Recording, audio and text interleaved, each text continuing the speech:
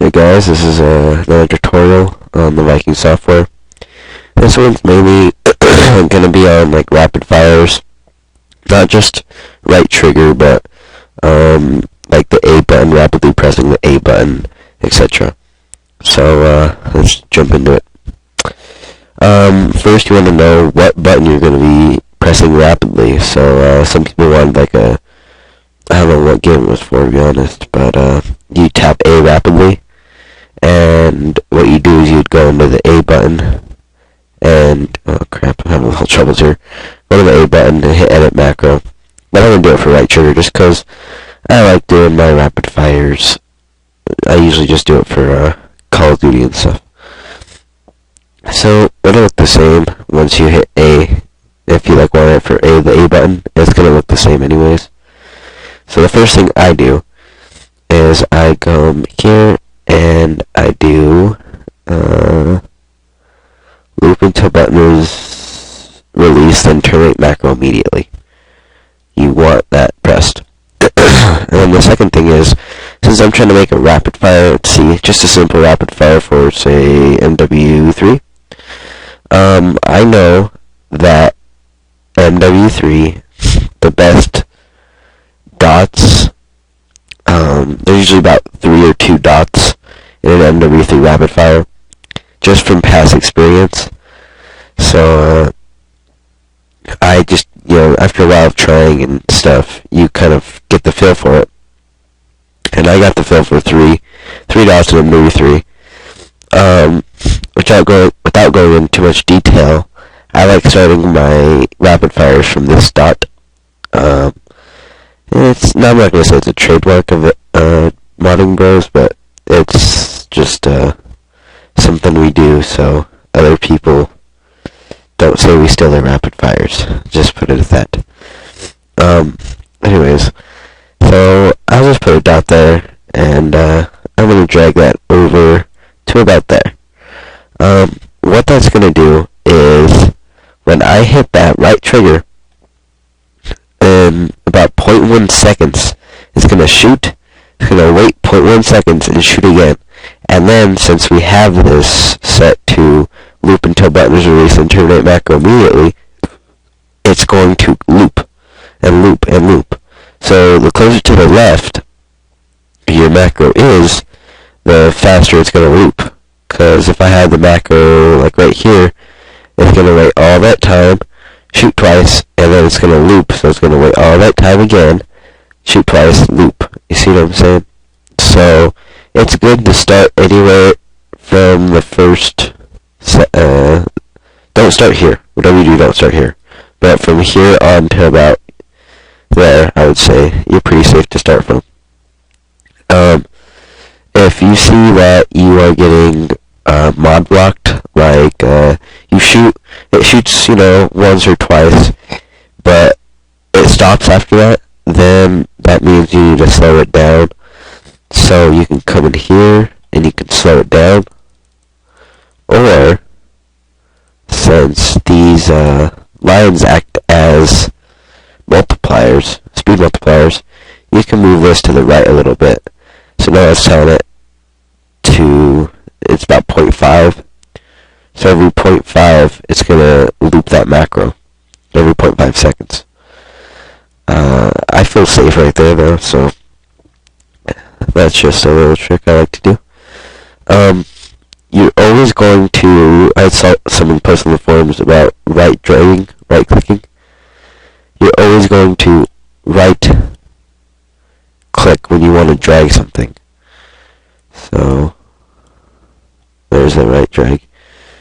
And I like to put, well, for my rapid fire, for instance, nope, sure don't. Okay, let's try to find it here. I have several macros here.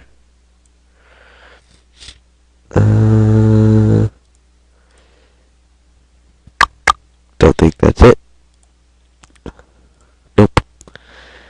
Let's go to downloads, fastest everything rapid fire open. There you go. See, so here, I didn't start my rapid fire where I usually do. However, I don't think this is the right one actually. Just gonna start them from there.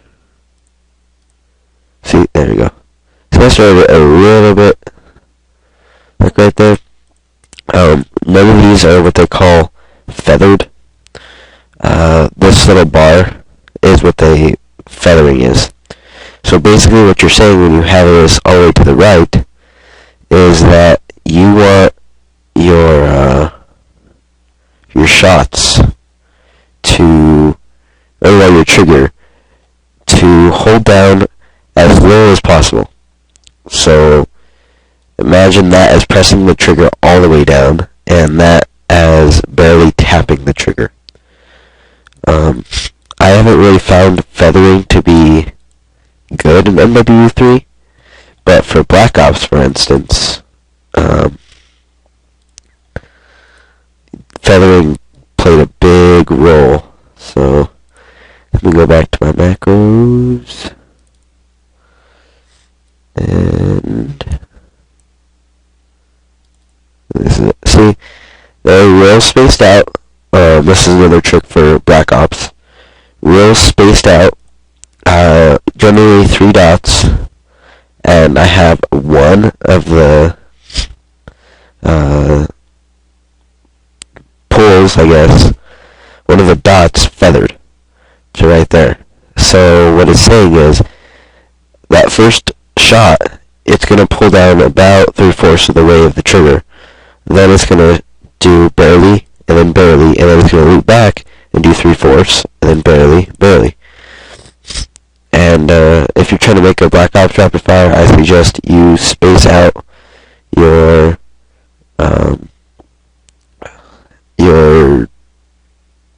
dots, I guess. You always want to have your dots connected. Always. The base of it, all you have to do is put a dot and then right drag.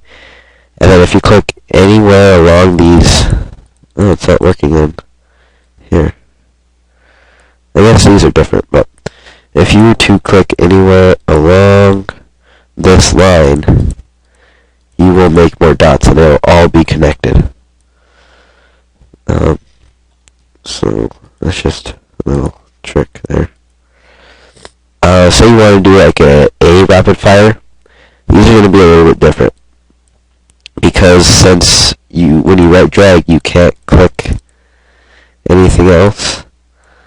What you're pretty much going to do is tell it to rapidly press A. So you're pretty much just clicking along, really, until a little bit, and you want this still looped. You can't really feather these anyway, because what happens is when you press A, it's just really going to press A, This, when you right click, that stands for you still holding down the A button. So if you have it dragged out, then that means that you are holding down A for that amount of time. Trying to think what else here. I think that's it. If you have any questions, feel free to ask. I'm always here. Like I said, know your tricks for like Black Ops, MW3, all the Call of Duties. There's always going to be a trick to how many dots, etc. I mean, when new Call of Duties come out, I usually try to find the trick first, and then I go from there. Like MW2 and MW3 have pretty much the same trick to them. Both of them don't really have a mod block, so it was a little easier to make those, as in Black Ops did have a mod block. So when you feathered, then you pretty much passed that mod block, because they're looking for controllers that will shoot rapidly as fast as they can, with little controller push, like movement, I guess. So when you feather, it helps a lot in Black Ops. I think there's gonna be Black Ops 2. I don't know. So since Black Ops was like that, I'm sure Black Ops 2 will be similar to Black Ops and have that feathering technique work out the best. I really haven't tried for COD 4 or COD 5, so I really don't know the tricks to those ones. Really, you have to be very, very, very patient when you're making rapid fires. They're easy, but they're not, because you're going to do a lot of flashing to your controller and testing, because when you get mod blocked, then you have to go back, and slow it down, and when you slow it down, and you see that it's not shooting that fast, then you have to try to do a whole new setup. So I might do something like this and try it out and see, oh crap, it's not really shooting that fast. So I go up here and I speed it up a little bit, and then I see it's still not shooting that fast, so I switch this up and I put like 60 there, hit OK, and now it's getting mod locked, so then I'll go down to 50, and I see that it's not shooting that fast, and it's not getting mod blocked, so then I'll try a new setup. I'll maybe put a dot there, and then I'll go in and I'll try it. If it gets mod blocked, then I'll slow it down, and I pretty much get the speed before it gets mod blocked, and see how fast it's going to shoot. A lot of people like that you have one rapid fire that will do everything. You could technically probably take the MK14 and make it a little bit faster than what my fastest rapid fire is, but you're not going to get the same consistent speed of all the other guns. So I guess that's my challenge to you guys. Try to make a really fast rapid fire that's universal, and if you can do it, hey, good job, and upload it to the forums and show everyone your little trick that you found. Even if you have an MK14 backer that you think is really fast, probably faster than mine, upload it, put it to the forums, and I'm always willing to try things out and experiment. So again, if you guys have any questions, I'm here to help you. If you need any other tutorials, I'm always here to help too. So see you guys later.